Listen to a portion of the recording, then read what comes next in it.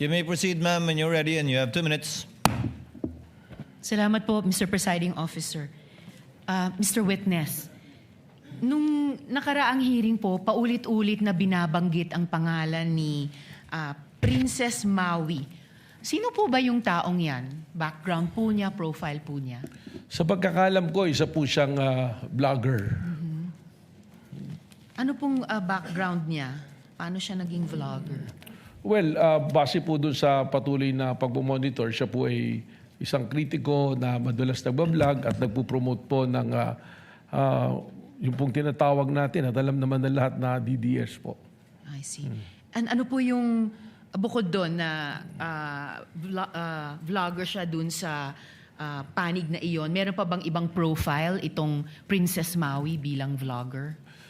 Katunayan po, I was informed that she or he was invited to the NBI pero hindi po siya dumalo. At yan po ay kasama rin po sa patuloy na sinusubaybayan po ng ating pong Cybercrime Division po. Alright, salamat po. Ngayon, nabanggit rin po yung Oplan Romanov.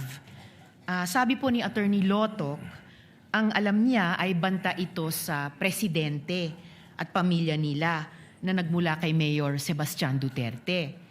Sa kabilang banda, ayon naman kay Princess Maui, ay banta daw po yan sa buhay ni Vice Presidente at pamilyang Duterte. Pareho po ba yang iniimbestigahan ng NBI? Ang alam ko po, na-cover na po ng NBI noon yung investigasyon dun sa aligasyon na yung Oplan Romanov ay banta sa Vice Presidente dahil nagpadala nga po ng subpoena kay Princess Maui at kay Vice President. Subalit, fortunately, hindi po yata sila dumali dyan. Pero nung yan po aming sinusuri din, yung binabanggit nyo po na Romanov, I think that was the January 18, 2024 na pahayag po ni Mayor Baste Duterte na kung saan na sinabi niya, let me tell you this, Mr. Bongbong Marcos, hindi ko lang po man exact words, but I remember that before you go to sleep, remember the Romanovs and the Mussolinis and what happened to the Marcos family in 1986. Yung po yung nakita natin na isa na naglilink po dyan sa Romanov. Kaya recently, narinig ko rin po yung dating director na sinasabi niya ng Oplan Romanov ay tunay na banta sa pamilya ng mga Marcoses at hindi po kay Vice President Sara Duterte. So, base po sa investigasyon ng NBI, ang Oplan Romanov po ba ay banta nga sa buhay ng presidente o sa buhay ng vice-presidente? Your Honor, yan po ay kasama pa rin sa aming tinutukoy po ngayon. Kaya po meron kaming task force, kasama po yan sa aming continuing na surveillance at active investigation po. Alright. May actionable intelligence po ba ang NBI na posibleng patuloy pa rin ang panganib sa buhay ng presidente dun sa linyang iyon ng inyong investigasyon? Tama po yan, sapagkat binanggit ko nga po kanina yung ginagamit sa National Threat Assessment Center po ng Secret Service ng Amerika, ay pumapasok po doon yung mga obserbasyon na yan. At katunayan po, lalo pang lumawig o lumawak yung mga banta sa presidente, namin pong namomonitor. Pati po mga ordinaryong tao ngayon, ay napakadali po na magbigay ng banta.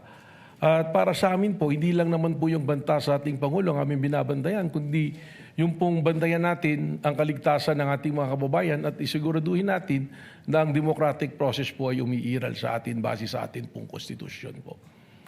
At sa kabilang banda naman po, may actionable intelligence din po ba ang NBI na may totoong banta sa buhay naman ng vice-presidente? Sa ngayon po, hindi po namin tinitingnan kung totoong may actionable intel. Pero base po sa aming mandato, kasama po sa mandato namin na proteksyonan po ang seguridad ng Pangulo, ng Vice-Presidente, ng Senate President, ng Speaker of the House at Chief Justice. Kaya kung wala man pong task force, tuloy-tuloy naman po ang aming pong pagpamonitor dito. Pero sa ngayon, kung isusuma po natin, may actionable intelligence na may patuloy na panganib sa buhay ng presidente, pero wala pang actionable intelligence na may banta din naman sa buhay ng Vice Presidente. Malinaw po yun sapagkat lumabas lang naman po yun doon sa sinasabi nitong si Princess Maui. Salamat po, Mr. Witness. Salamat po, Mr. Presiding Officer. Thank you, Senator Judge Rizon Tiveros. Next to interject and make his interventions would be our Senate President, Sherwin Gatchalian. He is recognized. You have 2 minutes, sir. You may proceed when you're ready. Maraming salamat, Mr. Presiding Officer. Tama po ba, Director Matibag, na after 1 year and 8 months, wala pang nakikitang NBI na nakontratang papatay? Wala po pong specific na personalidad. Wala pang specific na nakikita. Apo. Pero kanina narinig ko sa inyong testimonya na may sinabi kayong hindi banta, kundi isang plano talaga. So may plano. Yun po ang base sa mismong pahayag ng ating pong Vice Presidente na siya ay may kinausap at yung kinausap niya ay pumayag para patayin po ang mga taong nabanggit. Para sa akin po, this is actually a public confession na dahil sa sinabi niyang ito, nalagay po sa alanganin hindi lamang po ang seguridad ng Presidente, kundi po ang ating pambansang seguridad. Sino ang kaplano niya? Kung magpaplano, obviously may kasama siya sa pagpaplano. Sino na ang natukoy ng NBI na kasama sa pagpaplano?